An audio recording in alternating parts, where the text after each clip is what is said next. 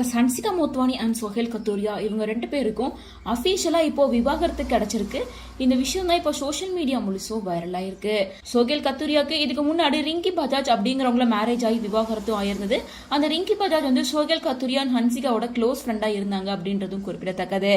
இந்த நிலையில கடந்த டிசம்பர் 2022 தான் ஹன்சிகா சோஹேலோட வெட்டிங் நடந்திருந்துச்சு. வெட்டிங் நடந்து 2 வருஷத்துக்கு அப்புறமா இவங்க ரெண்டு பேரும் 2024 தனித்தனியா பிரிஞ்சு வாழ ஆரம்பிச்சுட்டாங்க. மேரேஜ்க்கு அப்புறமா ஹன்சிகாவால சோஹேல் கத்தூரியா ஃபேமிலி கூட ஜாயின் பண்ணி வாழ முடியல. ஏன்னா அவங்க பெரிய ஃபேமிலியா இருக்கனால நிறைய விஷயங்கள் அவங்களுக்கு ரொம்ப கஷ்டமா இருந்திருக்கு. சோ அதனால மும்பைல ஒரு அபார்ட்மெண்ட் எடுத்து 2 பேர் அங்க தனியா வாழ்ந்துட்டு இருந்தாங்க. அவங்கவுங்க கெரியர்லயுமே ரொம்ப கான்சென்ட்ரேட்டா தான் இருந்தாங்க. இருந்தாலுமே அப்பவுமே சோஹேல் கத்தூரியா ஃபேமிலிக்கும் ஹன்சிகாவோட ஃபேமிலிக்கும் சுத்தமா செட் ஆகல.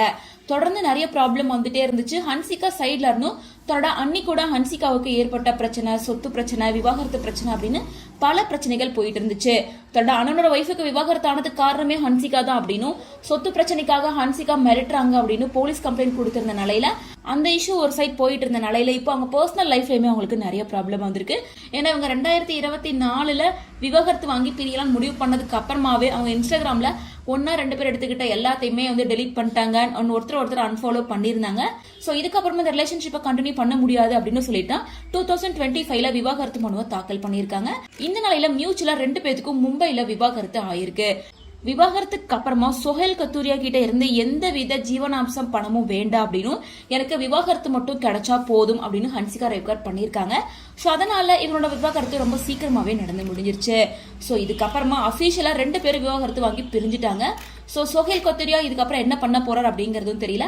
ஹன்சிகா முழுக்க அவங்களோட கெரியர்ல மட்டுமே கான்சென்ட்ரேட் பண்ண போறாங்க அப்படின்றதும் குறிப்பிடத்தக்கது. நயன்தாரா ஹன்சிகா இவங்க 2 பேத்துக்கும் ஒரே டைம்ல தான் மேரேஜ் ஆயிருந்தது.